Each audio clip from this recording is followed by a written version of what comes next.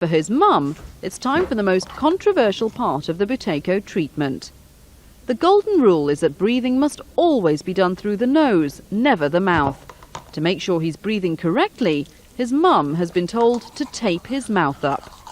The first night I did it, I felt very uneasy doing it to him, you know, because it seems a bit cruel taping their mouth.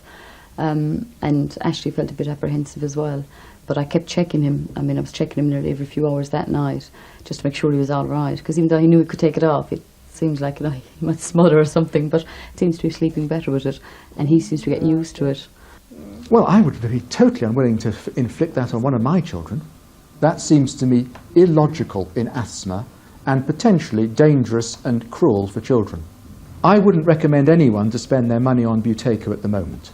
I would advise them to concentrate on conventional treatments which we know work and which can enable their kids to have normal, active lives at school, at play, and on into adult life.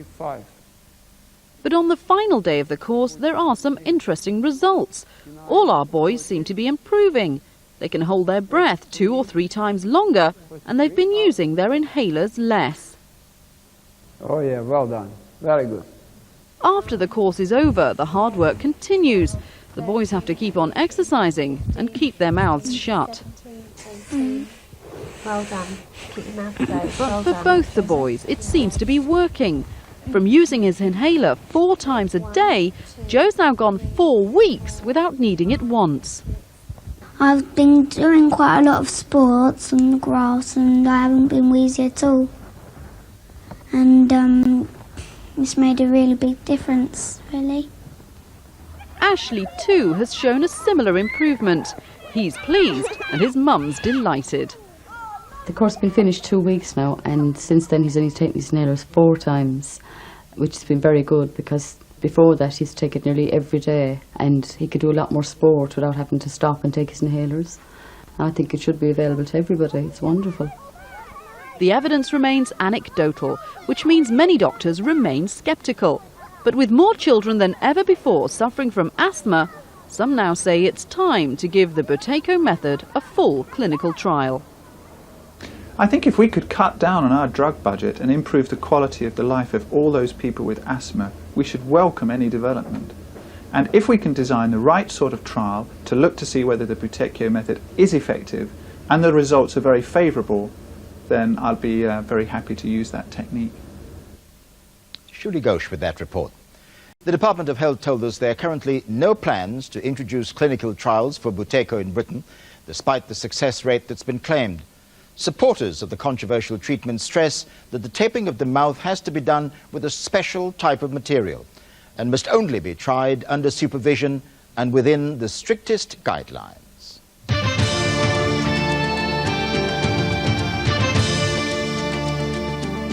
We're taking our final break now. When we come back, the high school massacre that claimed 13 lives. Why millions believe this victim is a new Christian martyr. She was screaming, "Oh God, oh God," and they asked her, "You believe in God?" And she said, "Yeah." Then they shot her.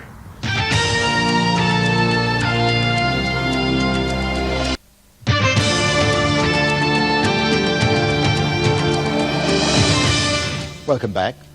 Last April, 12 teenagers were shot dead along with their teacher in one of America's worst ever high school massacres.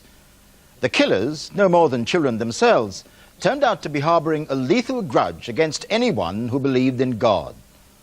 Almost a year on, Christians throughout the world are proclaiming one of their victims as a modern-day saint. There are best-selling books about her life, videos, posters, even T-shirts. And as her legend grows, that merchandise is coming here to Britain. So, was she just another victim, or was she the last martyr of the 20th century? Michael Nicholson reports.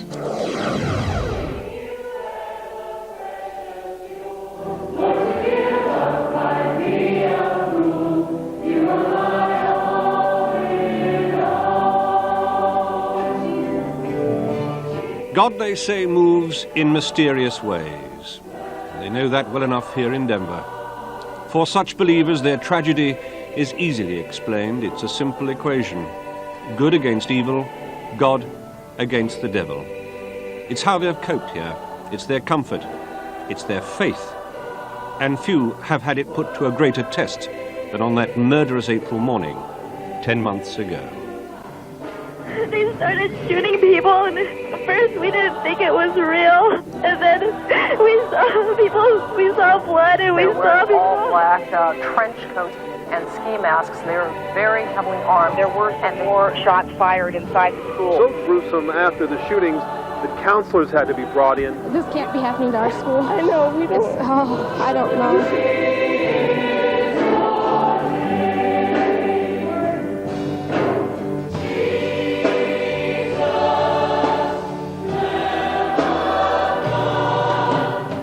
They were yelling things like, if you have a white hat, stand up. And they were just like, we've been waiting to do this our whole lives. She started screaming and crying and telling them not to shoot me. And so we shot the girl, and she shot her in the head in front of me. And they cocked the shotgun, and I dove, and they shot, and I got hit in the back. And then I crawled behind the copy machine. And then they walked around the library, and they asked kids questions. And if the answers to the questions weren't what they wanted to hear, then they just shoot them. Just like a ton of kids covered in blood. And they were setting off pipe bombs, and there was just huge explosions that would just like shake the floor. They came around and talked to me and asked me if I wanted to die, and I told them no, and they asked why they shouldn't kill me, and I said I didn't have any problems with them. And they left me, and they left the library, and that's when everybody in the library got out. When it ended, 13 victims lay dead in that school. Then the killers, Eric Harris and Dylan Klebold, turned the guns on themselves. How calmly they talk of it now, how quickly their scars have healed. This community has mourned the death of those children and moved on. Their names are now engraved in a memorial plaque inside the school. For those of us in Britain, the terrible events of that day are now lodged somewhere in the back of our minds as just another inexplicable American massacre. But there is one name we may not be allowed to forget. That name is Cassie Bernal. Cassie Bernal was trapped in the school library. The two killers held a gun to her head and asked her, "Do you believe in God?" "Yes," she answered. Then they shot her. Here she's become an icon, the last martyr of the 20th century. Her mother's written a book about her, from her troubled teenage years when she dabbled in witchcraft and threatened suicide, to becoming a reborn Christian.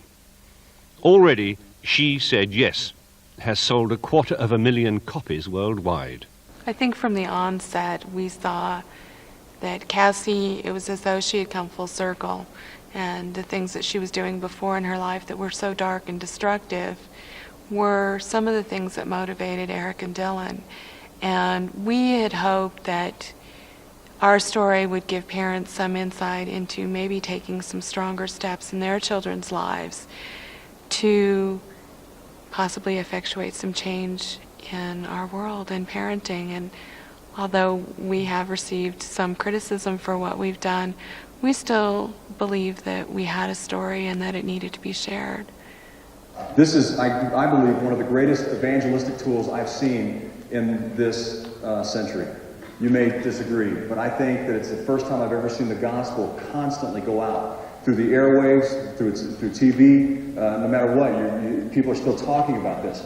Never before has God given us a chance to promote the gospel and to share the gospel to so many different people over so many different airwaves than this.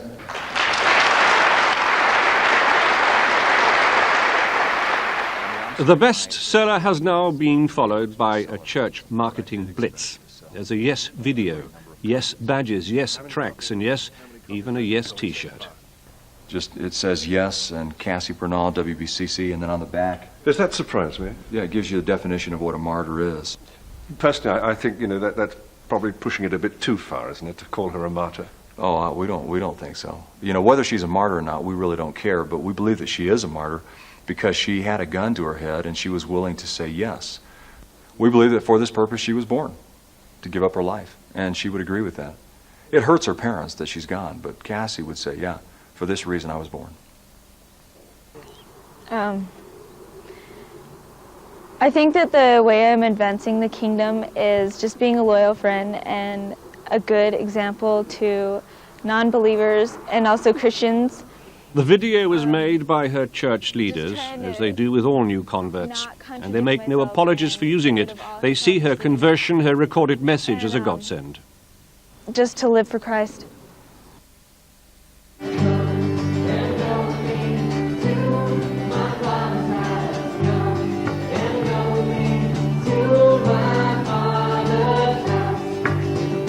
Throughout America, Christian youth groups now hold rallies in her honor. Internet sites abound. And the West Bowles Youth Center in Denver, where she rediscovered her faith, has now been renamed the Cassie Memorial Center. Do you think it's right to call her a martyr to the martyr because of what because of her death? I think so. Because she, you know, they asked her if she believed in God, and she said yes. And I don't know how many people would do that. Like, seriously, it made me think if I would actually do that too, you know.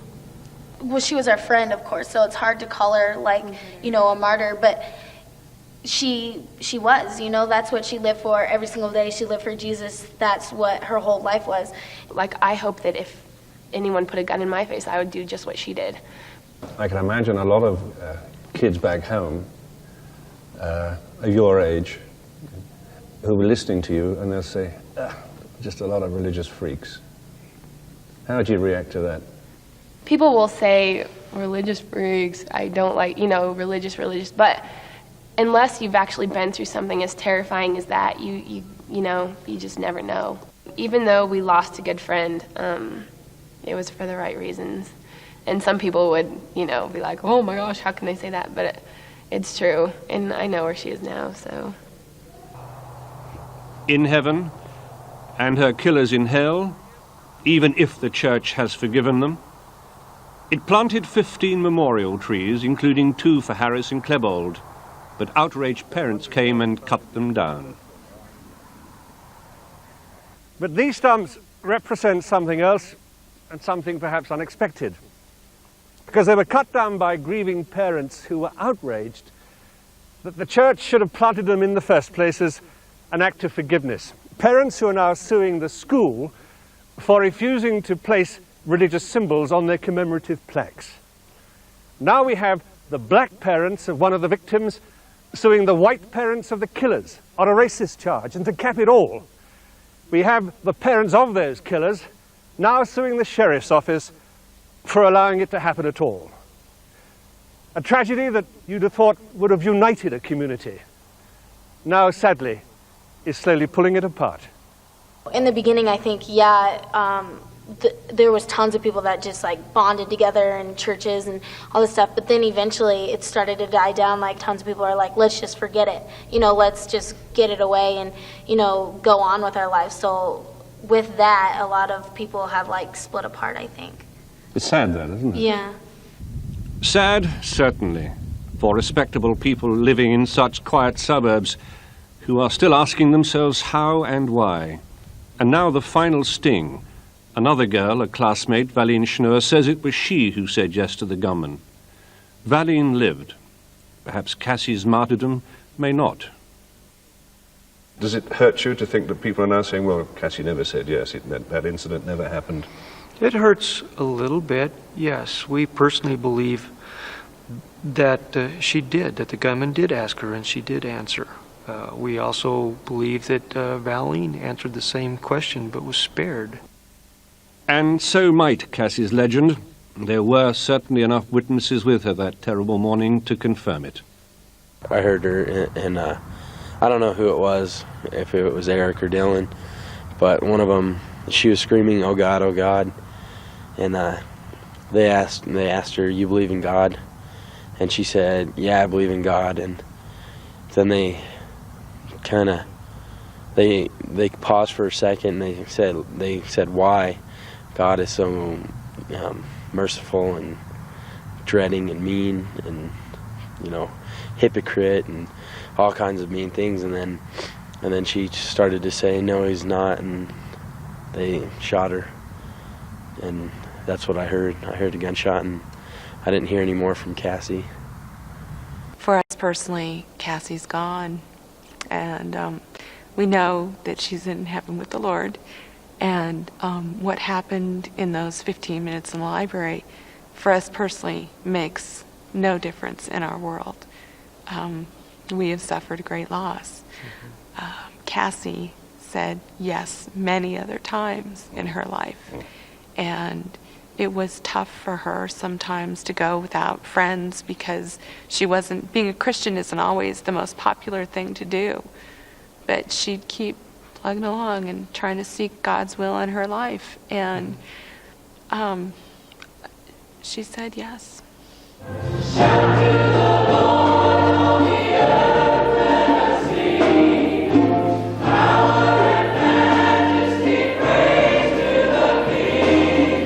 Did she?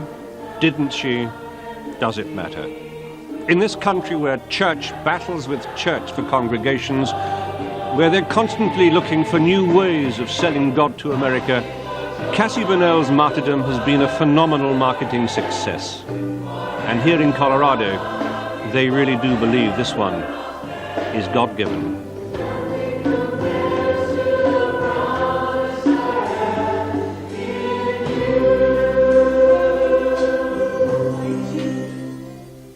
Michael Nicholson with that report. And this week there was further grief for that Colorado community. 2 other students from Columbine High, a 15-year-old boy and his 16-year-old girlfriend, were both shot and killed at a sandwich store only half a mile away from the school. Local police still haven't found a motive for the shooting, and it's not known if it's connected to last April's massacre.